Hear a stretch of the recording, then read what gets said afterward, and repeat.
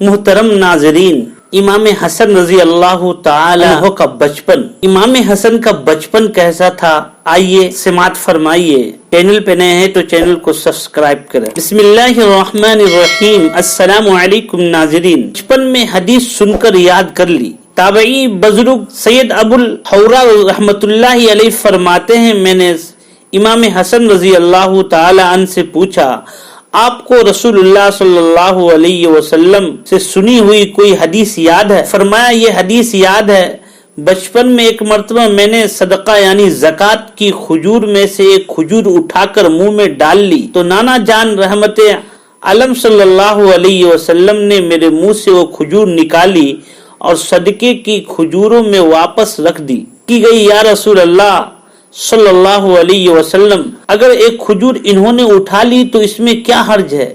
پیارے آقا مکی مدنی صلی اللہ علیہ وسلم نے ارشاد فرمایا، انا آل محمد لا تحل لنا صدقہ، یعنی ہم آل محمد کے لیے صدقے کا مال حلال نہیں۔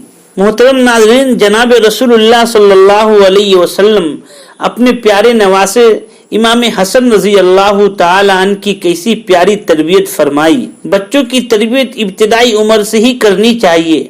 عموماً دیکھا جاتا ہے کہ والدین بچے کی تربیت کا صحیح حق ادا نہیں کرتے اور بچپن میں اچھے برے کی تمیز نہیں سکھاتے۔ جب وہی اولاد بڑی ہو جاتی ہے تو پھر ایسے والدین اپنے اولاد کی نافرمانی کا رونا روتے نظر آتے ہیں۔ ماں باپ کو چاہیے کہ بچپن ہی سے اپنی اولاد کی تربیت شریعت و سنت کے مطابق کرے، بچہ سمجھ کر انہیں چھوٹ نہ دے، ان کی تربیت کو نظر انداز نہ کرے۔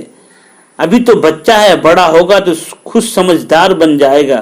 ناظرین، بچوں کی اچھی تربیت کے متعلق فرمان مصطفیٰ صلی اللہ علیہ وسلم، اپنی اولاد کے ساتھ حسن سلوک کرو اور انہیں اچھا ادب سکھاؤ۔ سیدنا امام حسن رضی اللہ تعالی عنہ کی خدمت میں ایک سائل نے حاضر ہو کر تحریری درخواست پیش کی۔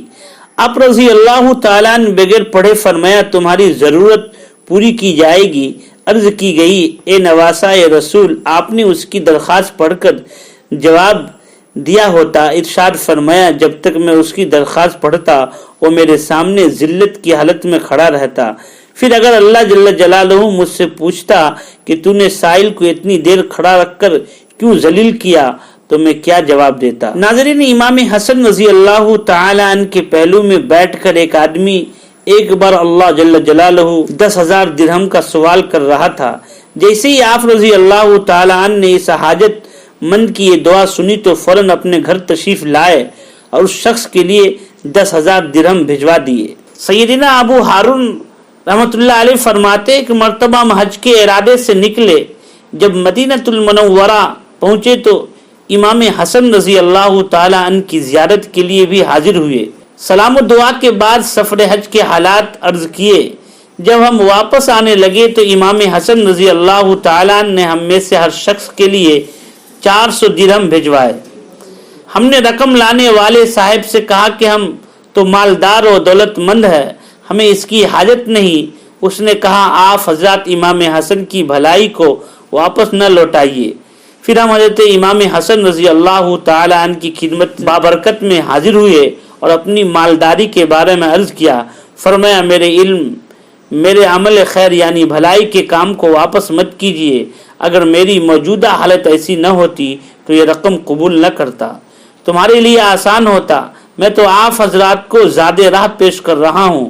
اللہ جل جلالہ عرفے کے دن اپنے بندوں کے متعلق فرشتوں کے سامنے فخر فرماتے ہوئے ارشاد فرماتا ہے، میرے بندے پراگندہ حال یعنی حیران و پریشان میری بارگاہ میں رحمت کے سوالی بن کر حاضر ہے۔ میں تمہیں گواہ بناتا ہوں، میں ان پر احسان کرنے والے کو بخش دیا، ان سے برا سلوک کرنے والے کے حق میں ان کے محسن یعنی احسان کرنے والی کی شفاعت قبول کی۔ اللہ جل جلالہ جمعے کے دن بھی اسی طرح فرماتا ہے۔ حسنین کریمین حسن و حسین عبداللہ ابن جعفر رضی اللہ تعالیٰ عنہ تینوں حج کے لیے جا رہے تھے۔ کھانے پینے اور سامان کا اونٹ بہت پیچھے رہ گیا تھا۔ بھوک پیاس سے بےتاب ہو کر یہ صاحبان راستے میں ایک بڑھیا کے خیمے پڑ گئے اور اس سے فرمایا، ہم کو پیاس لگی ہے۔ اس نے ایک بکری کا دودھ نکال کر ان تینوں کو پیش کیا۔ دودھ پی کر انہوں نے فرمایا کچھ کھانے کے لیے لاؤ۔ بڑھیا نے کہا کھانے کو تو کچھ موجود نہیں، آپ اسی بکری کو ذبح کر کے کھا لیجئے۔ ان صاحبان نے ایسا ہی کیا۔ کھانے پینے سے فارغ ہو کر انہوں نے کہا ہم قریشی ہیں، جب سفر سے واپس آئیں گے ہمارے پاس آنا، ہم تمہارے اس احسان کا بدلہ دیں گے۔ یہ کہہ کر تینوں صاحبان آگے روانہ ہو گئے۔ جب اس بڑھیا کا شوہر آیا تو ناراض ہو کر تو نے بکری ایسے لوگوں کی خاطر ذبح کرا دی جن سے نہ ہماری واقفیت تھی نہ دوستی۔ اس واقعہ کو کچھ مدت گزر گئی۔ اس بڑھیا اور اس کے خاوند کو مدینۃ المنورہ جانے کی ضرورت پڑی۔ وہ وہاں پہنچے، اونٹ کی مینگنیاں چن چن کر بیچنے لگے تاکہ اپنا پیٹ بھر سکے۔ ایک دن یہ بڑھیا کہیں جا رہی تھی، امام حسن رضی اللہ تعالی عنہ کے مکان عالی شان کے قریب سے گزری۔ اس وقت آپ رضی اللہ تعالی عنہ دروازے پر کھڑے تھے۔ بڑھیا پر جو ہی نظر پڑی اس کو پہچان لیا اور اس سے فرمایا اے خاتون آپ مجھے پہچانتی ہیں؟ اس نے کہا نہیں۔ آپ نے فرمایا میں وہی ہوں جو فلاں روز تمہارا مہمان ہوا تھا۔ اس نے کہا اچھا آپ وہی ہیں۔ اس کے بعد آپ نے اس بڑھیا کو 1000 بکریاں اور 1000 دینار عطا فرمائے اور اپنے غلام کے ہمراہ اس کو حضرت سیدنا امام حسین رضی اللہ تعالیٰ عنہ کے پاس بھیجا۔ آپ رضی اللہ تعالیٰ عنہ نے بڑھیا سے پوچھا اے خاتون میرے بھائی صاحب نے آپ کو کیا دیا؟ اس نے کہا 1000 بکریاں 1000 دینار عطا فرمائے۔ امام حسین رضی اللہ تعالیٰ عنہ بھی اس قدر انعام اس کو دیا اور اپنے غلام کے ہمراہ حضرت عبداللہ ابن جعفر کے پاس بھیجا۔ انہوں نے بڑھیا سے دریافت کیا حسنین کریمین رضی اللہ تعالی عنہما نے آپ کو کتنا مال دیا؟ اس نے کہا دونوں حضرات نے 2000 بکریاں 2000 دینار عنایت فرمائے۔ سیدنا عبداللہ ابن جعفر نے بھی ان کو 2000 دینار اور 2000 بکریاں عطا فرمائی۔ یوں وہ بڑھیا 4000 بکریاں اور 4000 دینار لے کر اپنے شوہر کے پاس پہنچی۔ راکب دوش مصطفیٰ سید اسخیا سیدنا امام حسن رضی اللہ تعالیٰ عنہ دوبارہ اپنے گھر کا سارا اور 3 مرتبہ آدھا مال و اسباب راہ خدا میں خرچ فرما دیا۔ امام حسن رضی اللہ تعالیٰ عنہ ہر رات سورہ کہف کی تلاوت فرمایا کرتے تھے۔ یہ مبارک سورت ایک تختی پر لکھی ہوئی تھی۔ آپ اپنی جس جوزہ کے پاس تشریف لے جاتے مبارک تختی بھی آپ کے ساتھ ہمراہ ہوتی۔ سیدنا ابو سعید فرماتے ہیں کہ امیر معاویہ رضی اللہ تعالیٰ نے ایک بار مدینۃ المنورہ کے ایک قریشی شخص سے امام حسن بن علی کے متعلق دریافت فرمایا تو اس نے عرض کیا کہ امیر المومنین و نماز فجر ادا فرمانے کے بعد سورت طلوع ہونے تک مسجد نبوی شریف میں ہی تشریف فرما رہتے ہیں، پھر ملاقات کے لیے آتے ہیں، معززین سے ملاقات و گفتگو فرماتے ہیں، یہاں تک کہ کچھ دن نکل آتا ہے آپ 2 رکعت نماز ادا فرماتے ہیں، اس کے بعد امہات المومنین کے بارگاہ میں حاضری دیتے، سلام پیش فرماتے، یعنی بعض اوقات امہات المومنین آپ کو کوئی چیز تحفہ پیش فرماتے، اس کے بعد آپ اپنے گھر تشریف لے آتے۔ آپ رضی اللہ تعالیٰ عنہ شام کے وقت بھی یوں ہی کیا کرتے تھے۔ پھر اس قریشی آدمی نے کہا ہم میں کوئی بھی ان کا ہم مرتبہ نہیں۔ حضرت محمد بن علی فرماتے ہیں کہ امام حسن رضی اللہ تعالیٰ عنہ نے فرمایا مجھے حیا آتی ہے کہ میں اپنے رب اللہ جل سے اس حال میں ملاقات کروں کہ اس کے گھر کی طرف کبھی نہ چلا ہوں۔ چنانچہ آپ رضی اللہ تعالیٰ عنہ 20 بار مدینۃ المنورہ سے پیدل مکۃ المکرمہ کی زیارت کے لیے حاضر ہوئے ہیں۔ امام حسن رضی اللہ تعالیٰ نے ایک مرتبہ چند مہمانوں کے ساتھ کھانا کھا رہے تھے۔ غلام گرم گرم شوربے کا پیالہ دسترخوان پر لا رہا تھا، اس کے ہاتھ سے پیالہ گرا جس کی وجہ سے شوربے کی چھینٹیں آپ رضی اللہ تعالیٰ عنہ پر بھی آئے۔ یہ دیکھ کر غلام گھبرایا۔ آل عمران کی آیت نمبر 134 کا حصہ تلاوت کیا، والکاظمین الغیظ والعافین عن الناس، یعنی غصے پینے والے اور لوگوں سے درگزر کرنے والے۔ آپ رضی اللہ تعالیٰ عنہ نے فرمایا میں معاف کیا۔